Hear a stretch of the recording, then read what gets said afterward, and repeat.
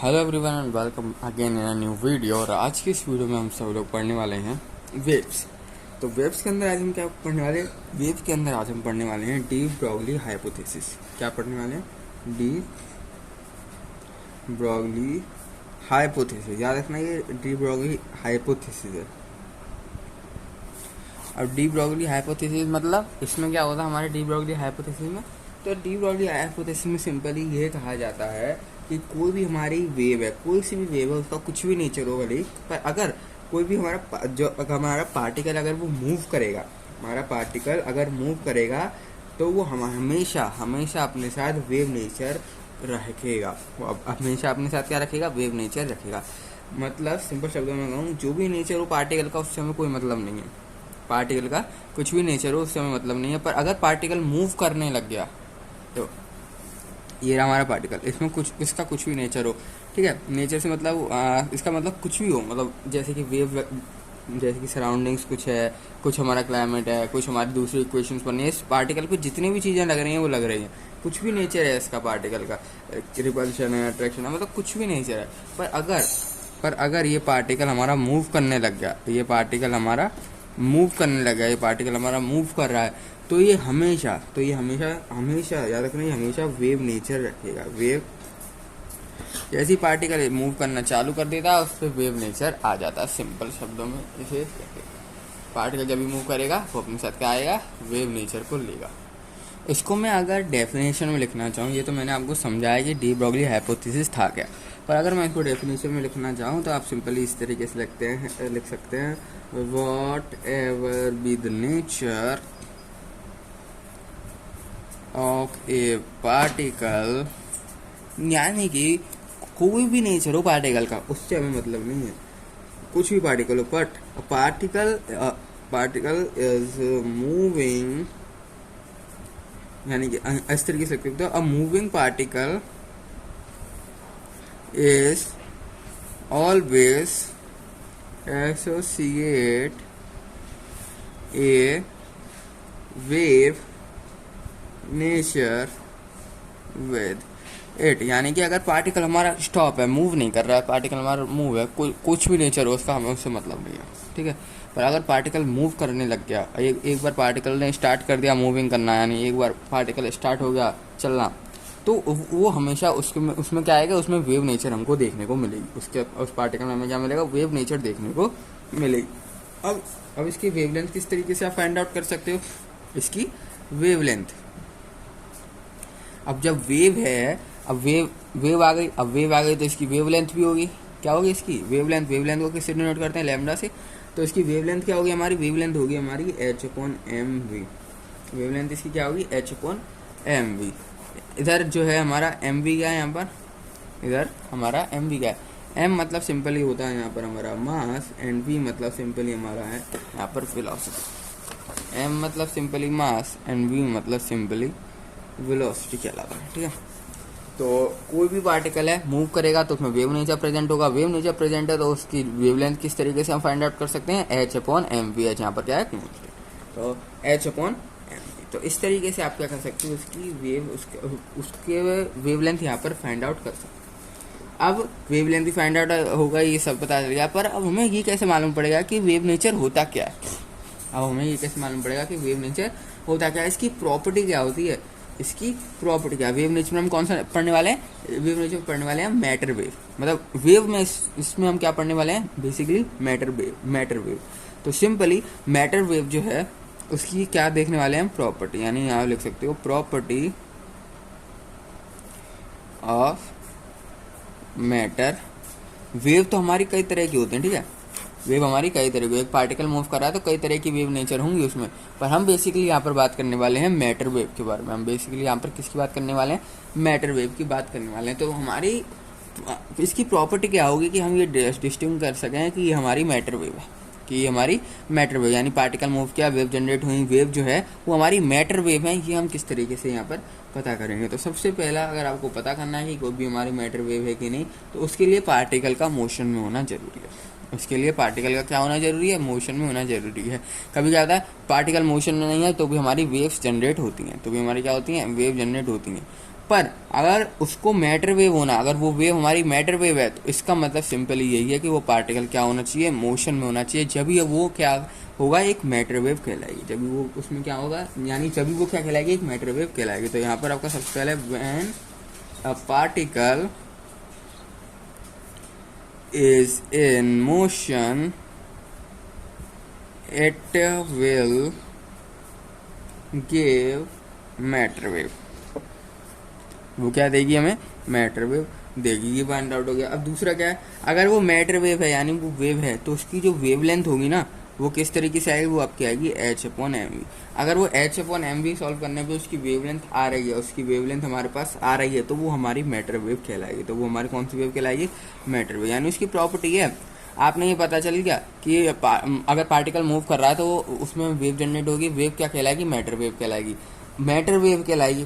अगर उसकी और एक और प्रॉपर्टी क्या है, अगर वो मैटर वेव है तो h/mv क्या होगा, हमारे उसकी वेवलेंथ के बराबर होगा। h/mv, h यहाँ पर कांस्टेंट, m मतलब मास, v मतलब वेलोसिटी, यानी h/mv जो होगा वो हमारे उसकी वेवलेंथ के बराबर होगा। ये सेटिस्फाई करेगा, ये उसकी प्रॉपर्टी है।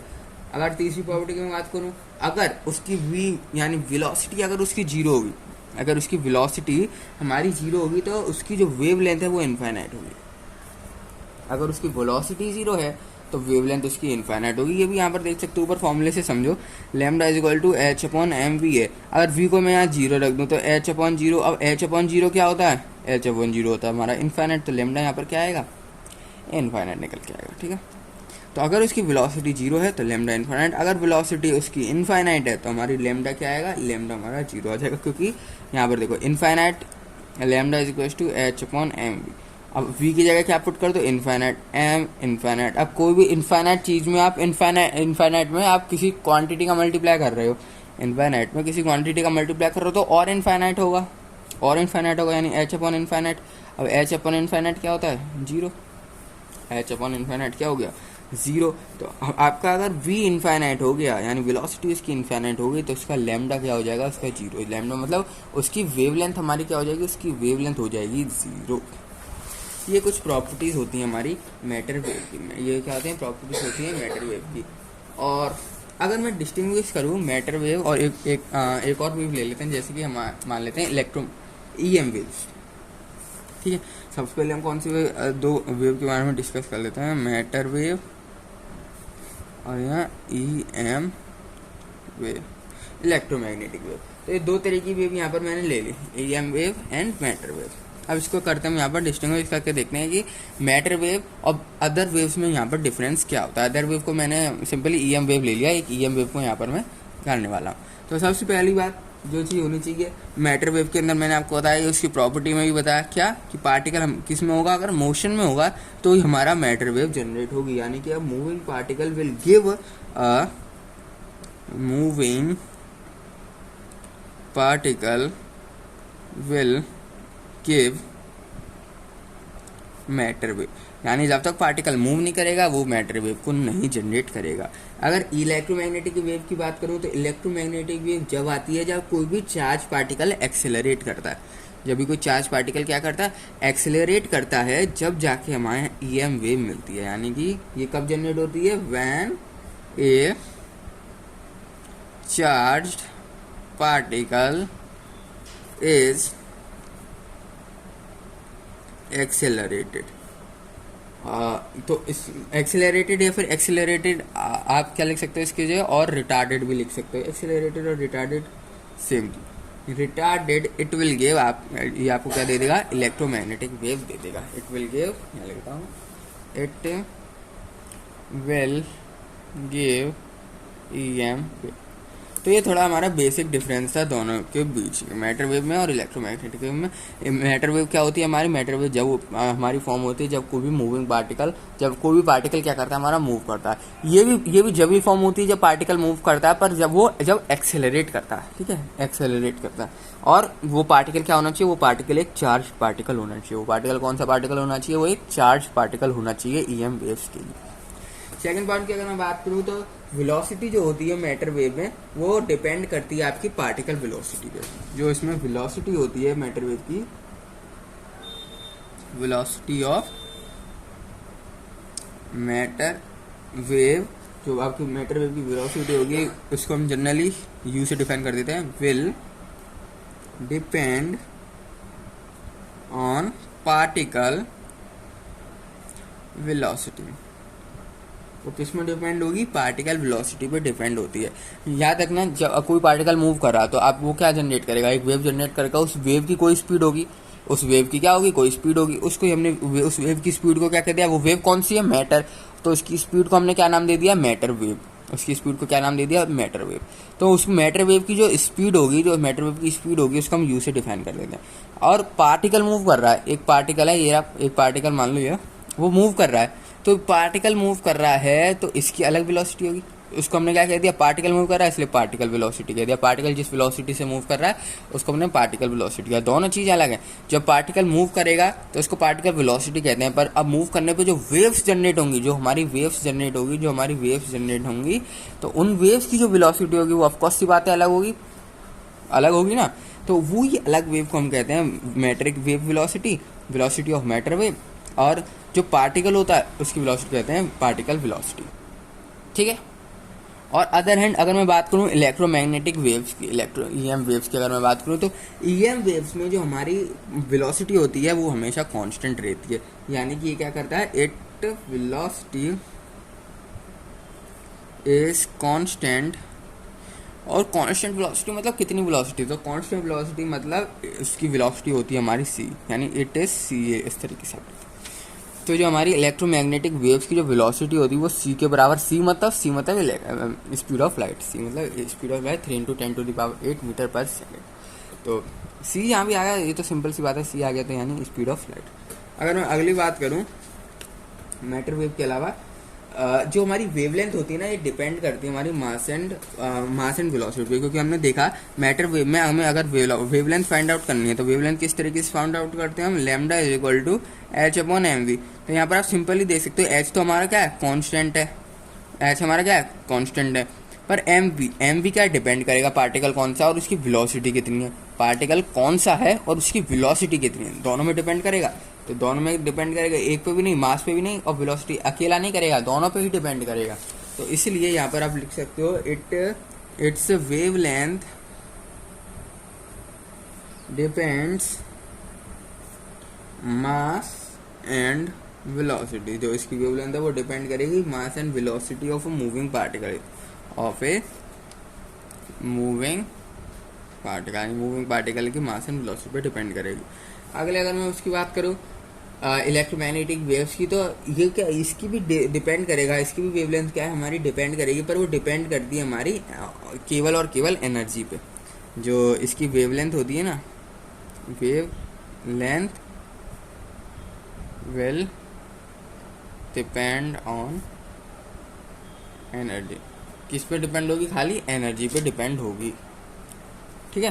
तो अब आप सोच रहे होंगे एनर्जी पे कैसे डिपेंड है, तो मैं आपको बता दूं एनर्जी का फॉर्मूला क्या होता है हमारा। एनर्जी का फॉर्मूला होता है हमारा एच।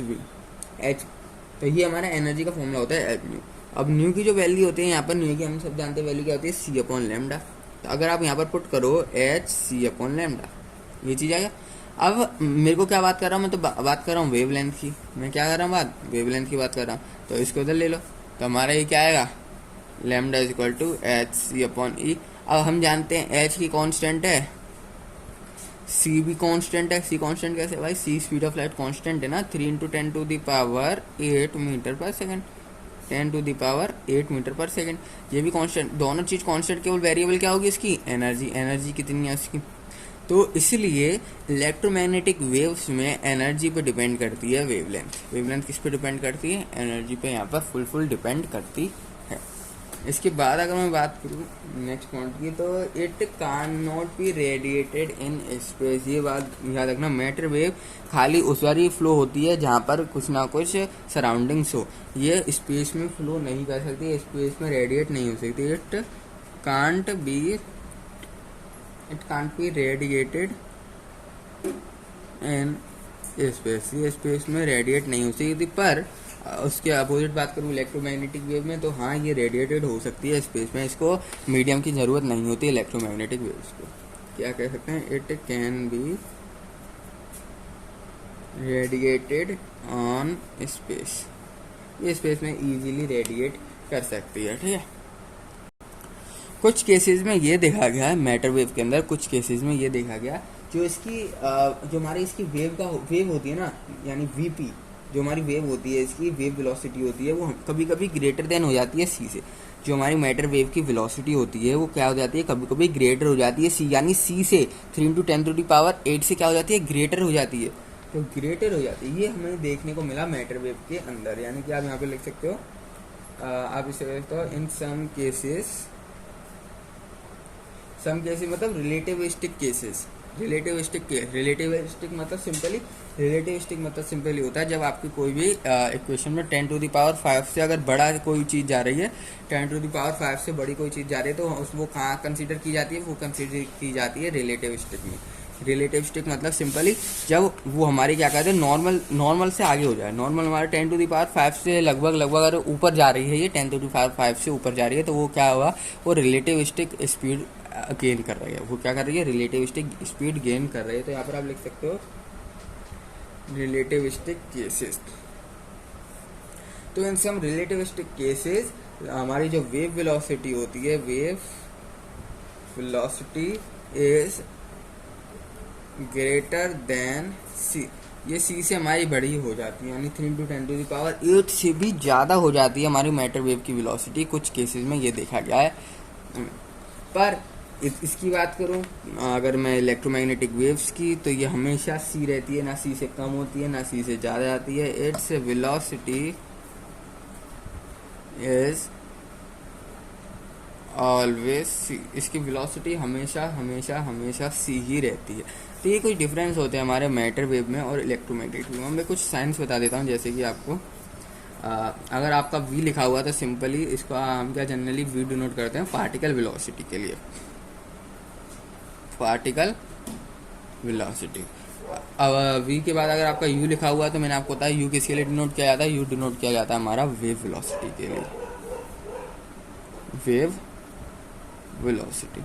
अब अगर आपका लिखा हुआ वी पी लिखा हुआ तो ये जनरली डिनोट किया जाता है हमारा फेज वेलोसिटी के।